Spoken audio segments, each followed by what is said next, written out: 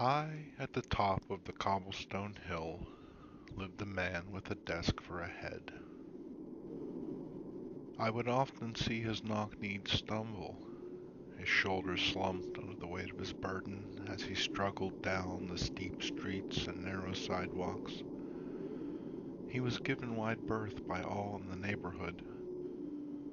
Men looked away uncomfortably.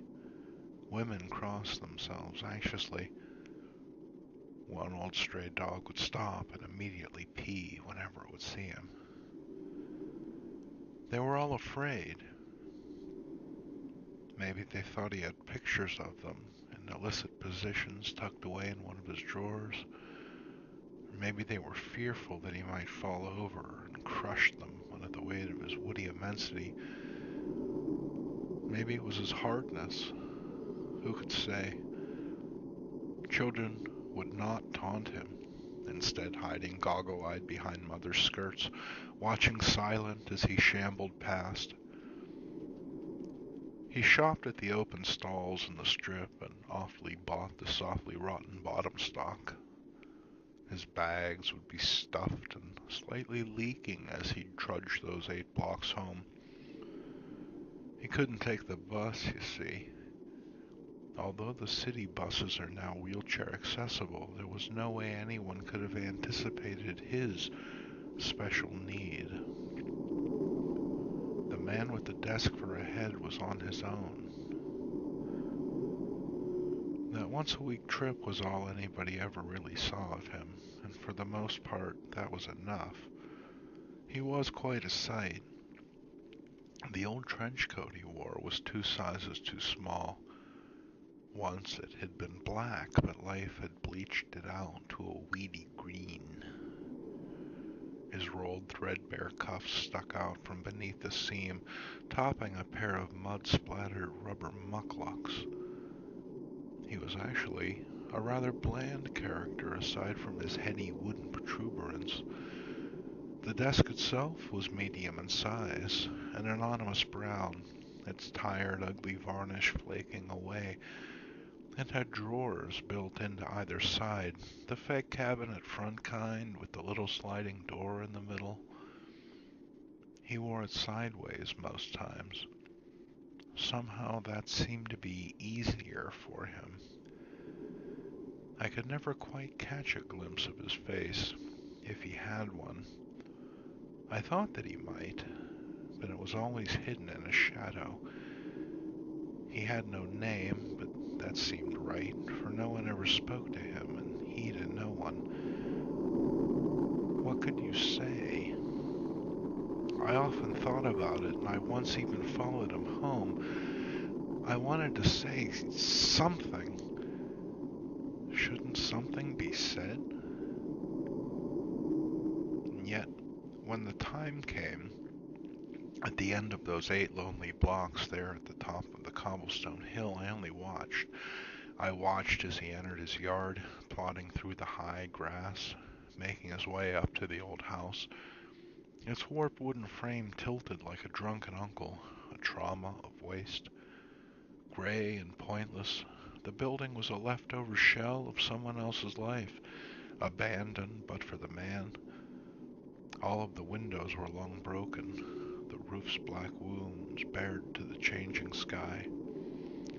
I watched him cut across the dead lawn, past the sunken front porch and around the side of the house, and though I waited for some time, a light never came on.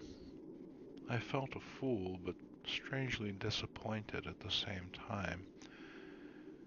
I caught a bus home and forgot. It wasn't until later, weeks or maybe a month, when I noticed that I hadn't noticed him in a while. It had snowed and stayed cold, and no one was out much. When I asked around, I found that no one had seen him. A chill that had nothing to do with the weather found me in those last sun-flooded moments of day. I left the Strip District and slowly climbed the frost-glazed sidewalk, up those 8 frozen blocks to the top of the cobblestone hill. The snow in his yard was unmarred by footprints, wind sculpted into vast frozen valleys. I trod through it, leaving great shoe-shaped chasms in my wake. Clomping along to the side as he had, I gazed up at the weather-worn wooden slats of the house. They were a uniform non-color, their paint long stripped away. They bespoke a kind of quiet dignity, slowly slipping into age, so long standing on this lonely spot at the top of the hillside. Below, the street shone dimly, as old snow was fussily brushed about by the wind.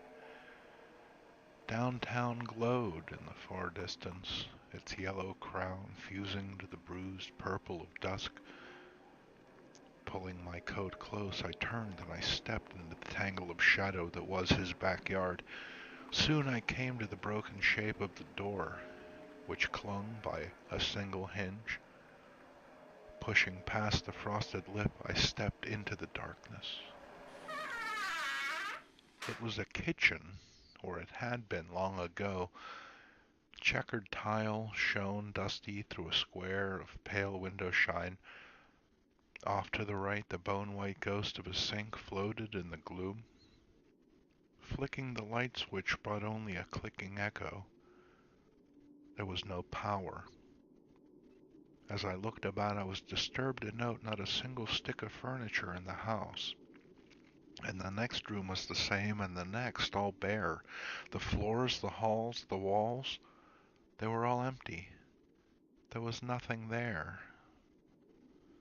In that hollow skull of a home, I wandered room to room, my numb fingers fumbling with a pack of matches.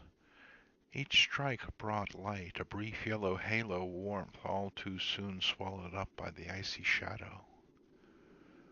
I ascended the wide stair, with each step groaning in low protest. The second-floor landing was dark as the night outside. I could see flat sky through the ragged black in the ceiling, when something caught my eye. Crouching by matchlight, I examined the irregular marks snaking through the dust. I followed until I stood where they ended, at the bottom of the attic stair. One match remained. Hello?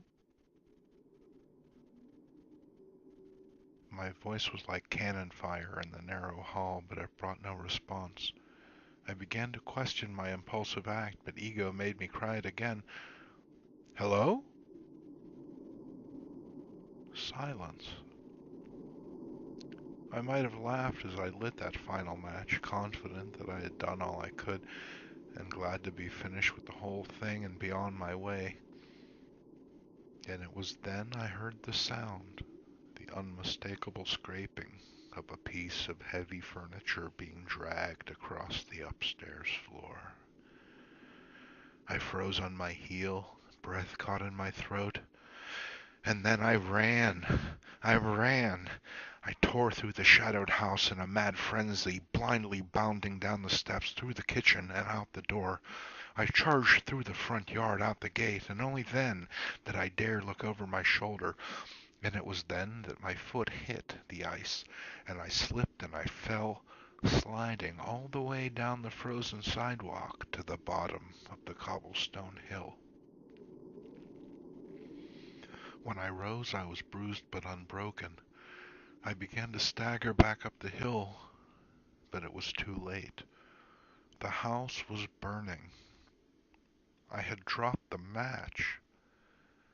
The old structure blazed gaily in that vast empty night, a solstice sacrifice to black mother mouth, her maw yawning to swallow the mad rush of spirit and smoke. And in the attic window was a face, if only for a moment. It flickered like the flames that swallowed it, a reflection of soul pain and loneliness more akin to my own than I would have ever thought possible. It was in that moment that the man with the desk for a head showed me all that he held. His drawers sprung open, and their contents blew out on the burning wind. Mirrored foil embedded with reflections of all that he had gathered. Joy and loss, grace and sorrow, all other people's faces, the traces that they'd left behind. He had been a collector, and now his prizes were scattered in the night. I watched them fade, sparkle,